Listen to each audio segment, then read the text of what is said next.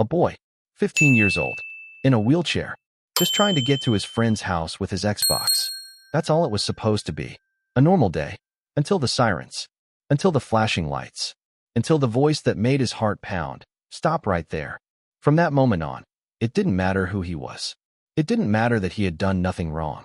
It didn't matter that the only thing in his hands was a video game console. What mattered? The color of his skin. A cop made up her mind before he even opened his mouth. Assumed the worst. And what started as a simple trip down the sidewalk turned into a fight for his dignity, for his safety, maybe even for his life. How many times have we seen this before? How many more stories like this will we have to tell? If you believe this has to stop, if you stand for what's right, hit subscribe right now. Let's get this story heard. And drop a comment. Where in the world are you watching from?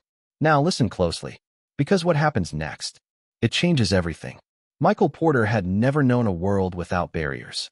They were everywhere. Stairs without ramps, doors too narrow, sidewalks with cracks that caught his wheels. But those barriers weren't the ones that bothered him the most.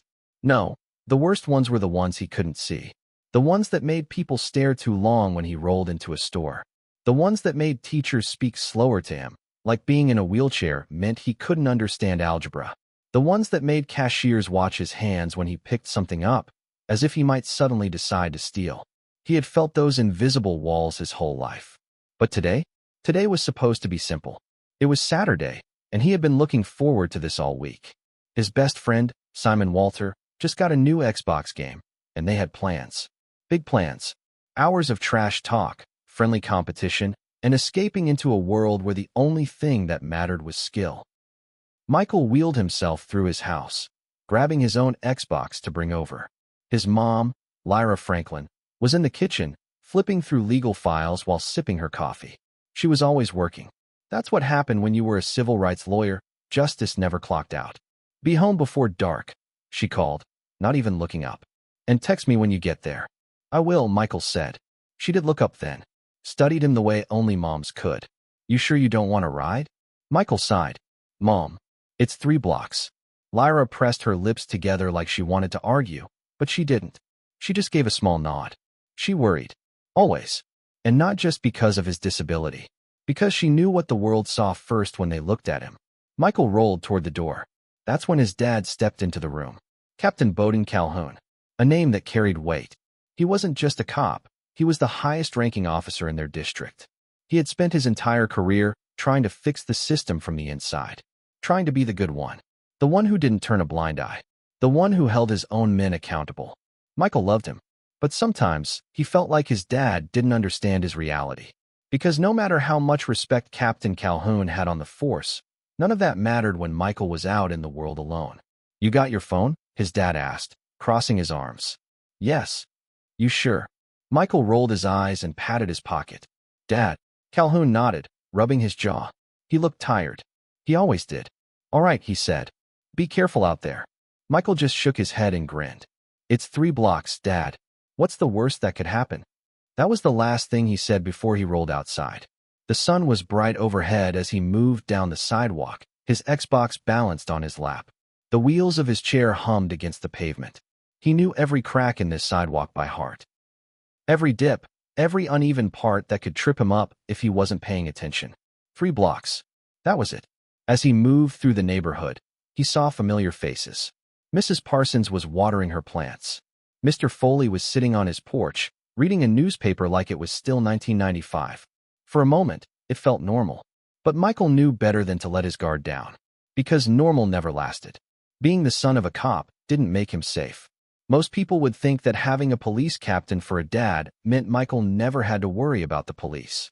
That couldn't be further from the truth. It wasn't like he got special treatment. If anything, it made things worse. Because he knew exactly how things worked. He knew that if someone called in a suspicious blackmail, it didn't matter if he was 15 years old. It didn't matter if he was in a wheelchair. It didn't even matter if he was doing absolutely nothing wrong. It had happened before. Once, when he was 12, he had gone into a gas station to buy a soda. The cashier had watched him the whole time. The second he picked up a drink, she pressed the silent alarm. He had stood there, confused, until 2 officers walked in and demanded to see his hands. He was 12. And that was just one example. It had been happening for years. People seeing him, judging him, assuming things about him before he even had a chance to speak. His dad told him that not all cops were like that there were good ones, that the system could be better.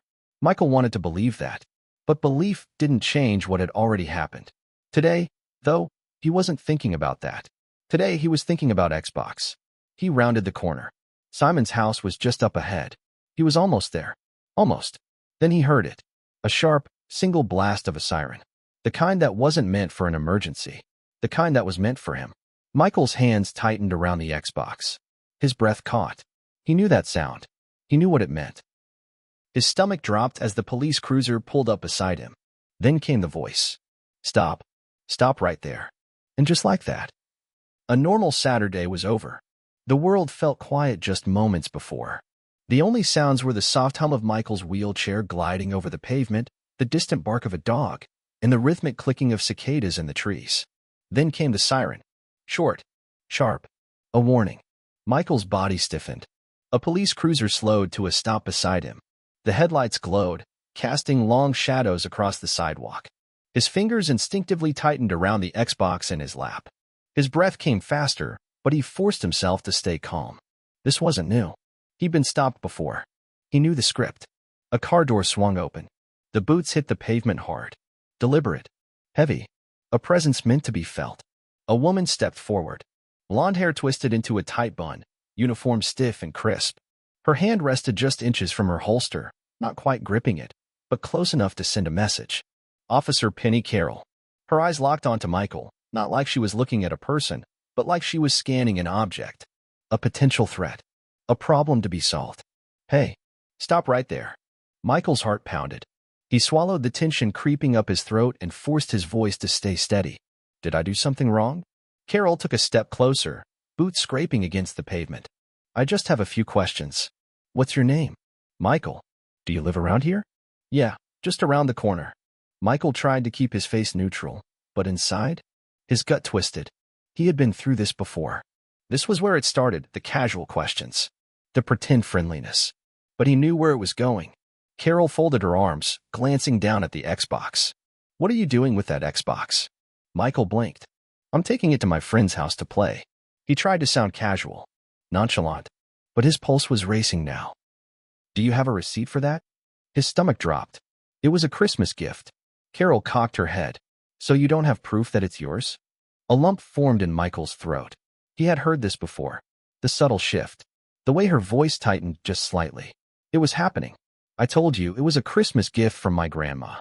A muscle in Carol's jaw twitched. She tapped her fingers against her belt, then reached for the radio strapped to her shoulder. I have a possible suspect matching the description. Young black male, early teens, in possession of stolen property. Requesting backup. Michael's stomach dropped. What? You think I stole this? Carol didn't even blink. I need you to step out of the wheelchair. Silence. Michael stared at her. What? Step out of the wheelchair. A beat of silence. Then another. A cold gust of air cut through the street. Then realization. Carol's face twitched. The mistake hit her, but she didn't backtrack. Didn't apologize. Instead, she adjusted. Hand me the Xbox. Michael's grip tightened. No. Carol's lips pressed into a thin line. If you don't comply, I'll have to assume you're resisting. Michael's heartbeat was hammering now. You can't take that. It's mine. The officer's expression hardened. That's not up to you. Michael's hand flew to his pocket. His phone. He needed to call Simon. Someone needed to hear this. He fumbled, trying to pull it out, but Carol lunged. A quick, sharp movement. She grabbed his wrist. His phone tumbled to the pavement with a crack. Michael gasped. No, you can't do this. His breath was coming too fast now. Carol yanked the Xbox from his lap. Stop. Michael reached out, trying to grab it back. His hands swiped empty air. She stepped back, holding it, holding his, like it belonged to her. Michael's chest heaved. This couldn't be real. This wasn't real. Dispatch. I have a male suspect resisting arrest. Immediate backup needed. Michael felt the walls closing in. The cold grip of helplessness clawing at his chest. He couldn't run. He couldn't fight. He was trapped. The radio crackled. Then, dispatch. This is Captain Calhoun. I'm right around the corner. I'll be there in 30 seconds. Michael froze. The weight in his chest shifted. Relief. His father's voice cut through everything. Carol's posture changed. Her grip loosened around the Xbox. She hesitated. Michael watched as the flashing red and blue lights appeared. Then, with the roar of an engine, a police SUV screeched to a halt. The doors swung open. A figure stepped out. And just like that, everything changed. The radio crackled. Backup needed at Flamingo and 3rd. Possible suspect resisting arrest. Captain Bowden Calhoun barely had time to react before his gut twisted. A description followed. Young black male, mid-teens, in possession of stolen property. His blood turned to ice. It couldn't be. But the street name? The location? His hands gripped the steering wheel tighter. His foot slammed the gas. 30 seconds. That's all it took for his SUV to roar onto Flamingo and 3rd. The tires screeched against the pavement. He barely threw the car into park before his door flew open. And then he saw it. Saw him. Saw his son. Michael. His wheelchair knocked sideways on the pavement. His hands clenched into fists, his chest rising and falling too fast. His Xbox gone from his lap. And then, his eyes locked onto her. Officer Penny Carroll. Her hands gripping the Xbox. Holding it like a piece of evidence. Michael's face was red, his jaw tight, his eyes wide, not with fear, but fury. Calhoun's pulse thundered. His voice cut through the night. Michael. His son's head snapped toward him. Dad? The way he said it, like he barely believed his father was standing there, made something in Calhoun's chest snap. Carol turned, her face paling as she recognized him. But Calhoun wasn't looking at her. Not yet. He rushed forward, his boots hitting the pavement hard. The weight of pure rage and something deeper, something worse, pain. Michael. His son. The son he had taught to trust the system. The son he had protected his whole life. The son he warned but hoped never had to experience this. And yet, here they were. God, Michael, are you okay? Michael's hands shook. But his eyes stayed sharp. She took it, Dad. She just took it. Michael wasn't crying. He was angry. His father had never been prouder. Bowden turned. And now, he looked at her. Officer Penny Carroll stood frozen. Still gripping the Xbox. Still holding on to the lie. She blinked once. Then twice. Then she scrambled. Captain, sir, I didn't know. His voice was steel. You didn't know what, Officer Carroll? She swallowed. I didn't know he was your son. And just like that, Bowden felt his stomach drop even lower. Because that answer? That told him everything. It told him that if Michael wasn't his son, this wouldn't be a conversation. It told him that this wasn't about justice. This was about power. About control. About prejudice. And she knew it. Carol shifted. Still gripping the Xbox. Bowden took a step forward. You saw a black kid in a wheelchair carrying an Xbox and thought that was your suspect? Carol's breath hitched. What? Black kids can't have boxes? Her mouth opened and closed.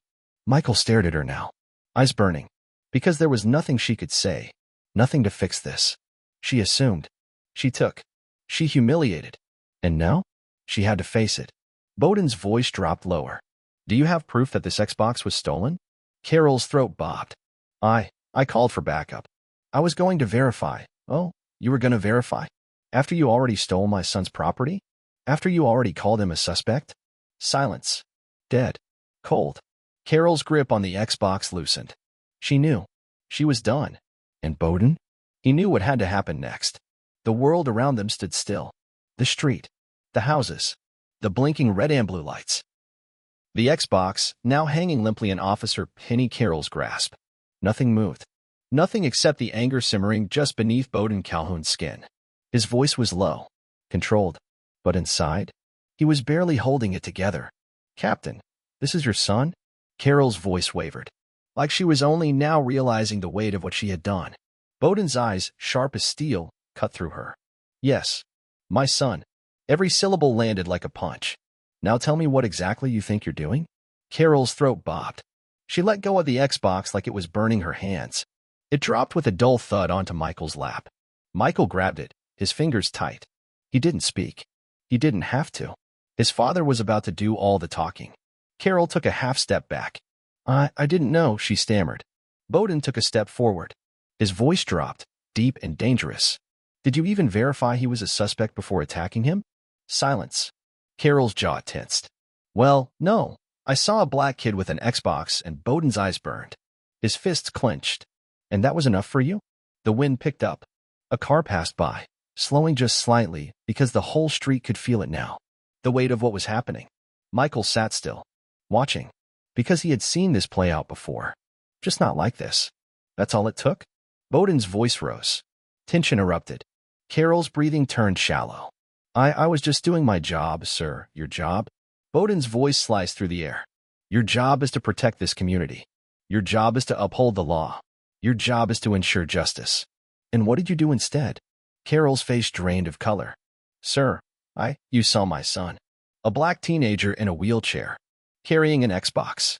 And that was all you needed to assume the worst.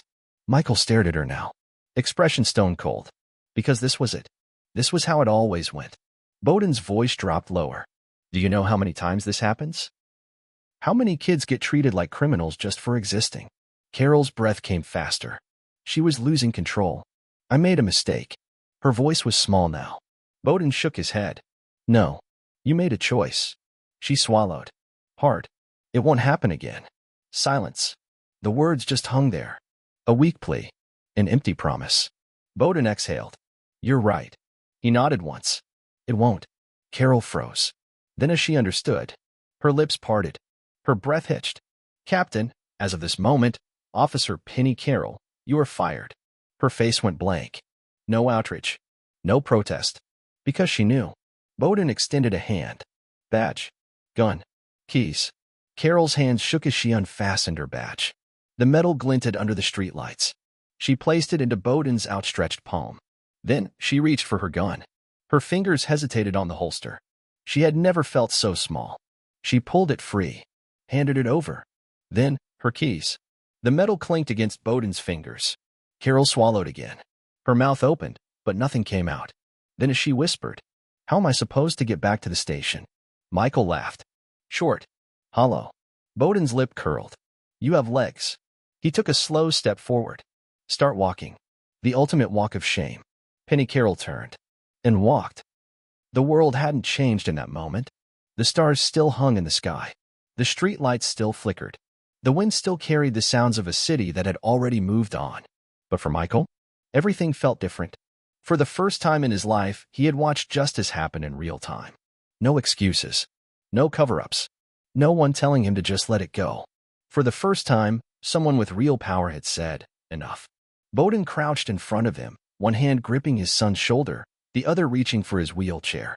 Are you okay, son? Michael didn't answer at first. He just let out a breath. Slow. Shaky. Then, finally, yeah, just another day. Bowden's chest tightened. He heard the exhaustion in Michael's voice. The frustration. The truth. Because this wasn't new. Michael had been through this before. Maybe not as extreme. Maybe not as public. But the feeling? The humiliation? That was the same. Bowden helped him back into his chair. His grip lingered. No. Michael looked up. This can't be just another day. Bowden's voice was steel. This ends today. The story doesn't stop here. By morning, Penny Carroll's firing is all over the news. Videos of the encounter flood the internet. The body cam footage leaks. People see what happened. People talk. Michael's face is on TV screens across the country. His story is retweeted, shared, debated. Some try to defend Carroll. Others see the truth. This wasn't a mistake.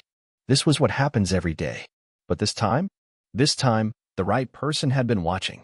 And the right person fought back. Bowden doesn't stop at firing one officer. He pushes for better racial sensitivity training in the force. He calls for new policies, stricter consequences for officers who profile without proof. He stands in front of cameras and tells the world, this isn't about one officer. This is about a system, a mindset, a culture. And that has to change. The community stands with Michael. Michael isn't alone. People show up. Neighbors, activists, parents, people who have been in his shoes. They hold meetings. They call for action. They make sure this never happens again. And Michael? Michael finds his voice. For the first time, he isn't just the kid who got stopped for no reason. He's more. He's heard. He's believed. And that changes everything. Bowden looks at his son. Michael looks back. For once, he doesn't feel small. For once, he doesn't feel helpless. For once, he knows his fight mattered. But what about you? How many times has this happened where there was no camera? Where there was no one to step in? How many people have been judged before they even got the chance to speak? Too many. This isn't just about one boy. This isn't just about one officer. This is about justice. This is about accountability. This is about making sure no one else has to go through what Michael went through. If you believe in fairness, if you believe in justice, hit that subscribe button right now. Drop a comment. Have you ever faced discrimination? Have you ever felt powerless? Your voice matters. Let's talk about it. Like, share, speak up. Change starts with us. This is only the beginning.